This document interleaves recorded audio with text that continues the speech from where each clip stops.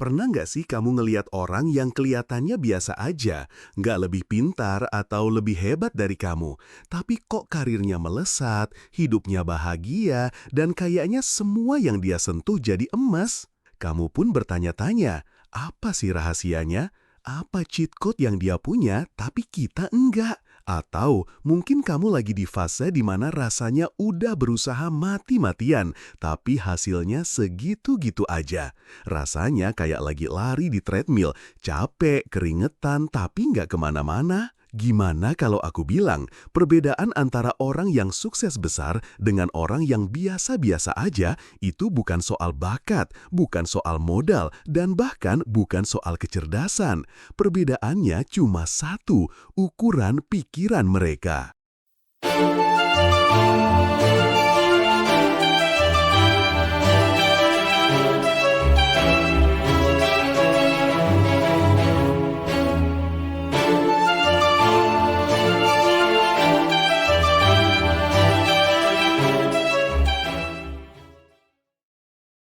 Hai teman-teman, kembali lagi di segmen kita.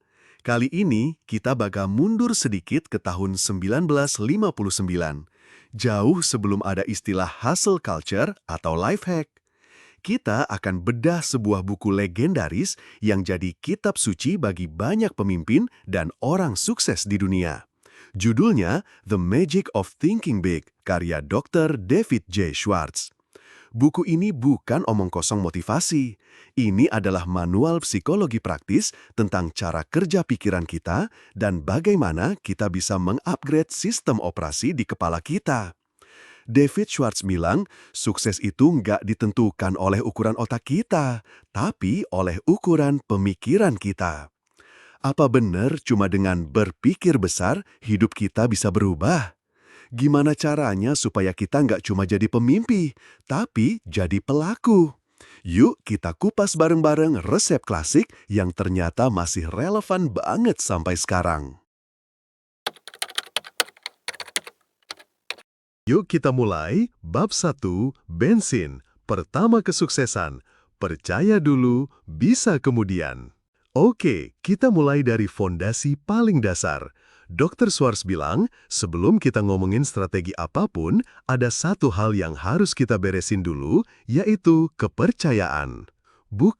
Ini bukan soal kepercayaan buta atau angan-angan kosong. Kepercayaan yang dimaksud di sini adalah keyakinan yang mengakar kuat bahwa kamu bisa sukses. Ini adalah bensin yang menyalakan seluruh mesinmu. Coba bayangin deh. Setiap hari ada ribuan anak muda yang mulai kerja baru. Semuanya berharap suatu hari bisa sukses. Tapi berharap itu lemah. Sebagian besar dari mereka nggak benar-benar percaya kalau mereka bisa sampai ke puncak. Akibatnya, mereka nggak pernah mencari tahu langkah-langkah untuk ke puncak. Perilaku mereka tetap jadi perilaku orang rata-rata. Tapi ada sekelompok kecil yang benar-benar percaya. Mereka masuk kerja dengan sikap, aku akan sampai ke puncak. Karena mereka percaya itu mungkin, pikiran mereka secara otomatis mulai mencari jalan.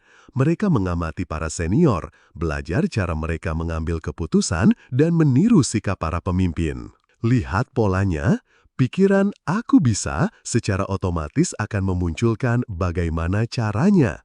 Sebaliknya, pikiran kayaknya nggak mungkin akan menutup semua pintu kreativitas. Jadi, kepercayaan itu bukan sihir.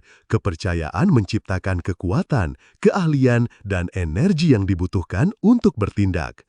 Ketika kamu benar-benar percaya kamu bisa memindahkan gunung, pikiranmu akan sibuk mencari alat-alat untuk memindahkannya. Pikiranmu itu seperti termostat, atur di level sukses dan seluruh sistem di dalam dirimu akan bekerja keras untuk mencapai suhu itu. Bab 2. Penyakit gagal nomor 1, mengobati ekskusitis. Nah, setelah punya kepercayaan, ada musuh besar yang harus kita basmi.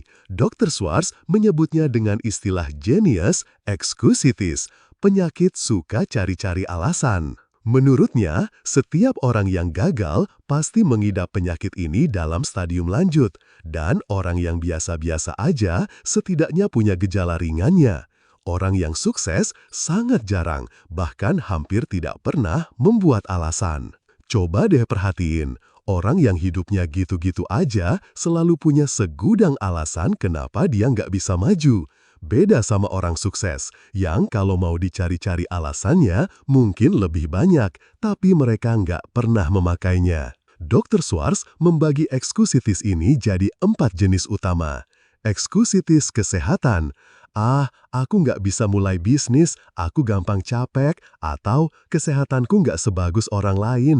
Padahal, di dunia ini lebih banyak orang sukses dengan riwayat penyakit daripada orang sehat sempurna.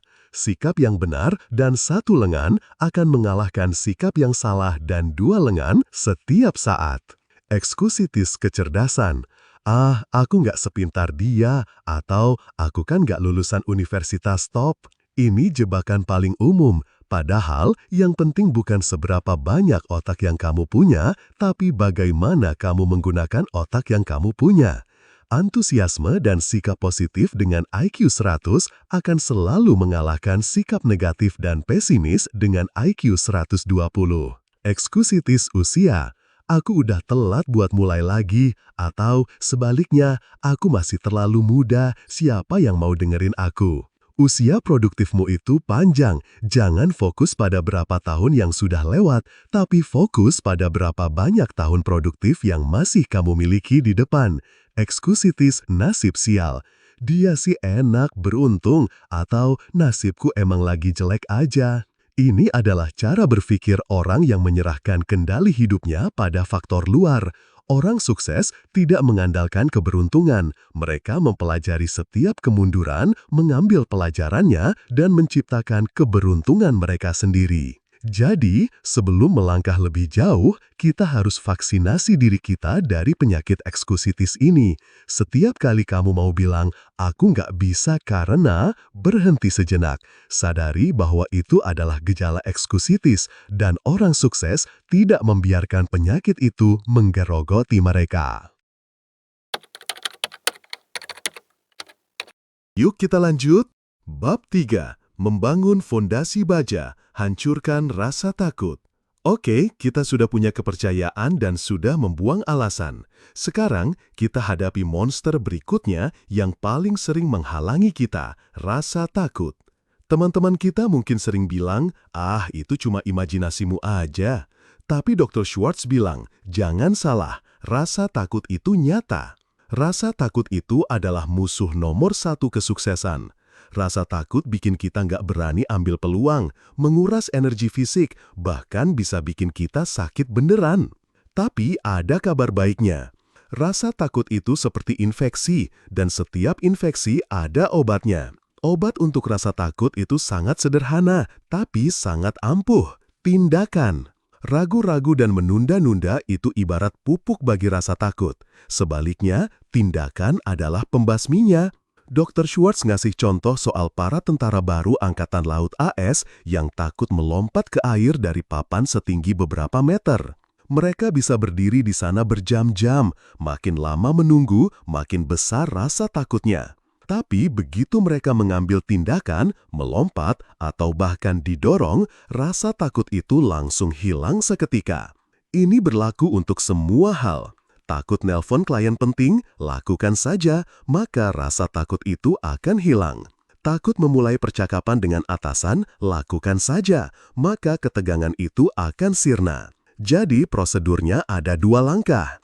Isolasi rasa takutmu, cari tahu apa sebenarnya yang kamu takutkan secara spesifik. Ambil tindakan yang sesuai. Satu lagi alat untuk membangun kepercayaan dan menghancurkan rasa takut adalah mengelola bank ingatanmu.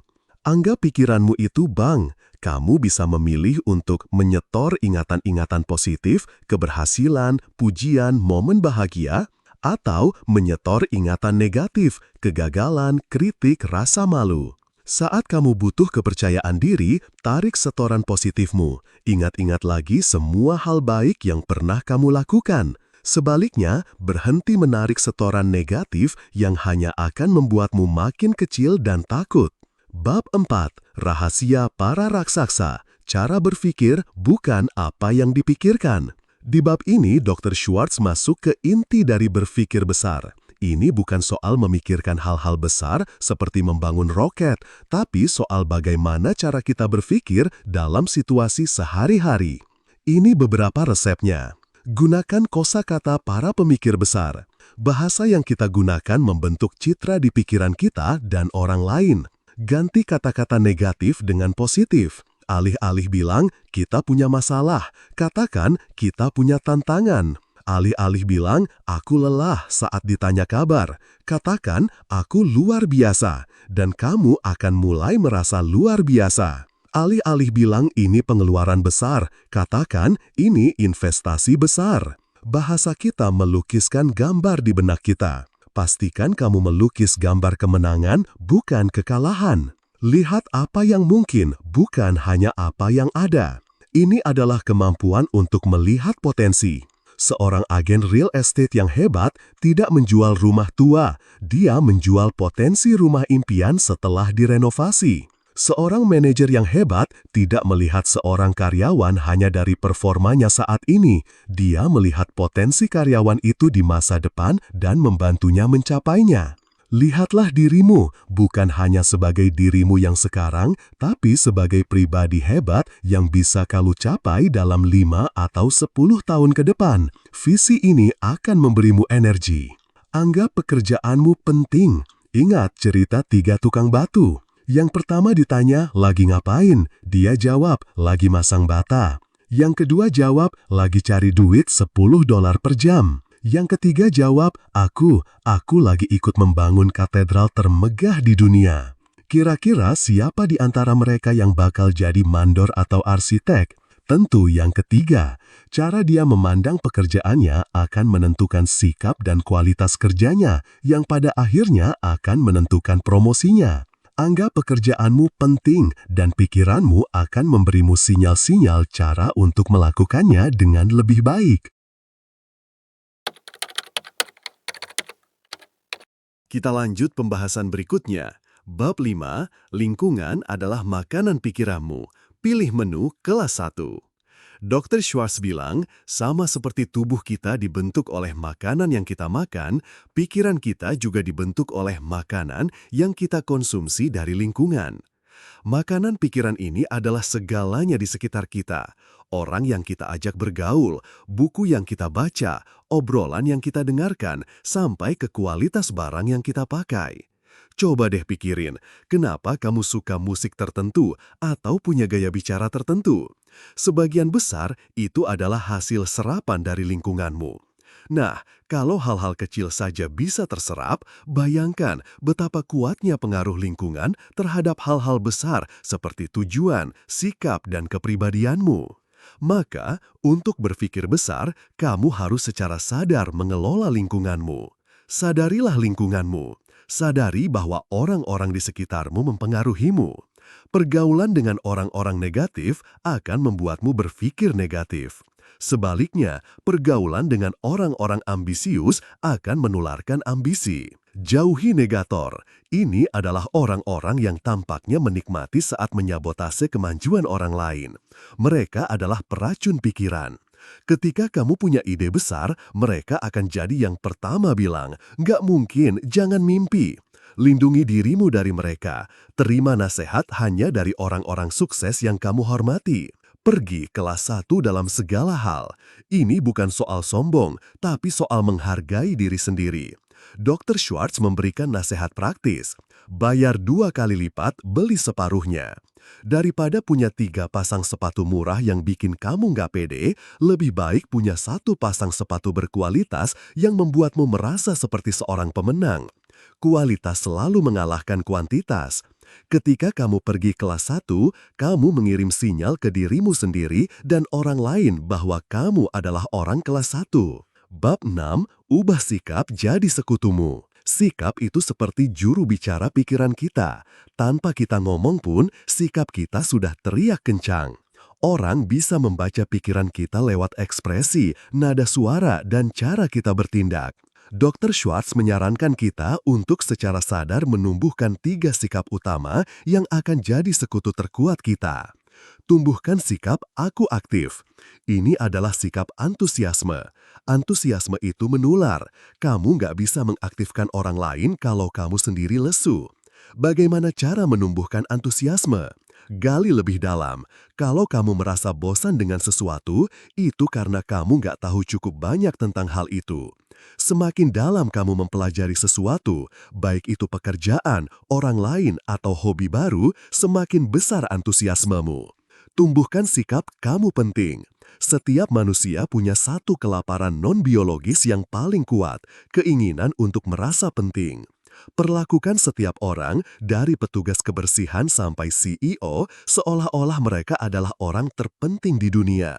Panggil nama mereka, hargai pekerjaan mereka, berikan pujian yang tulus. Ketika kamu membuat orang lain merasa penting, mereka akan melakukan apapun untuk membantumu. Dan yang lebih ajaib, saat kamu membuat orang lain merasa penting, kamu sendiri juga akan merasa lebih penting. Tumbuhkan sikap layanan dulu. Banyak orang mengejar uang dengan cara yang salah. Mereka berpikir, beri aku uangnya dulu, baru aku akan bekerja lebih baik. Sistem tidak bekerja seperti itu. Uang adalah akibat, bukan sebab. Sebabnya adalah layanan. Berikan layanan terbaik, berikan lebih dari yang diharapkan, dan uang akan datang dengan sendirinya. Tanam benih layanan, maka kamu akan memanen uang. Kita lanjut pembahasan berikutnya. Bab 7. Jadikan orang lain pendukungmu. Ini adalah bab tentang likability atau kemampuan untuk disukai. Dr. Schwartz menegaskan sebuah kebenaran brutal. Sukses itu bergantung pada dukungan orang lain. Kamu tidak ditarik ke puncak, kamu diangkat ke sana oleh orang-orang di sekitarmu. Dan orang-orang hanya akan mengangkat orang yang mereka sukai. Dalam setiap proses seleksi, faktor bisa disukai seringkali jauh lebih penting daripada faktor teknis. Bagaimana cara agar disukai? Ambil inisiatif, jangan menunggu orang lain menyapamu lebih dulu. Jadilah orang pertama yang mengulurkan tangan dan memperkenalkan diri. Para pemimpin sejati selalu proaktif dalam membangun pertemanan. Terima ketidaksempurnaan manusia. Jangan jadi orang yang gampang terganggu oleh kekurangan kecil orang lain. Tidak ada orang yang sempurna. Jika kamu mengharapkan kesempurnaan, kamu akan selalu kecewa. Terima orang apa adanya. Latih kedermawanan dalam percakapan. Jadilah pendengar yang baik. Orang yang paling sukses dalam sebuah ruangan biasanya bukan yang paling banyak bicara, tapi yang paling banyak bertanya dan mendengarkan. Beri orang lain kesempatan untuk bicara tentang diri mereka, dan mereka akan menyukaimu karenanya. Bab 8. Ubah kekalahan jadi kemenangan. Semua orang pernah mengalami kemunduran, tapi yang membedakan orang sukses dengan yang lain adalah cara mereka merespon kekalahan. Orang gagal melihat kemunduran sebagai akhir dari segalanya. Orang sukses melihatnya sebagai pelajaran berharga. Selamatkan sesuatu dari setiap kemunduran. Setiap kali kamu gagal, jangan cuma merasa sedih. Tanyakan pada dirimu, apa pelajaran yang bisa aku ambil dari sini? Dengan begitu, setiap kegagalan menjadi biaya pendidikan untuk kesuksesan di masa depan. Jadilah kritikus konstruktif bagi diri sendiri. Jangan salahkan orang lain atau nasib. Hadapi kenyataan bahwa mungkin ada kekurangan dalam dirimu yang perlu diperbaiki. Mencari kesalahan pada diri sendiri bukan untuk merendahkan, tapi untuk membangun kekuatan. Kombinasikan kegigihan dengan eksperimen. Gigih itu penting, tapi membenturkan kepala ke tembok terus-menerus itu bodoh. Jika satu cara tidak berhasil, jangan menyerah pada tujuanmu, tapi cobalah pendekatan baru. Itulah inti dari eksperimen.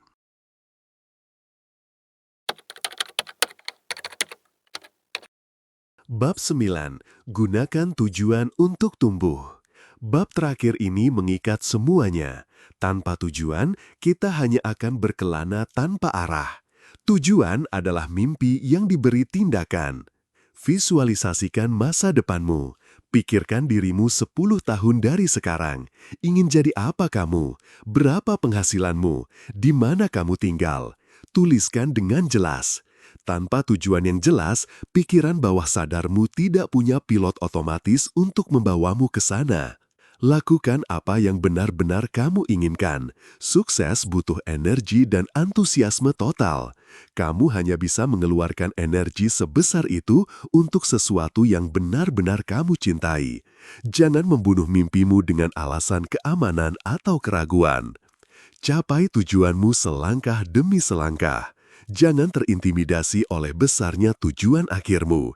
Pecah menjadi target-target kecil. Fokus saja pada satu langkah berikutnya. Ingin menulis buku, fokus saja pada satu paragraf berikutnya. Dengan begitu, perjalanan ribuan mil pun terasa ringan.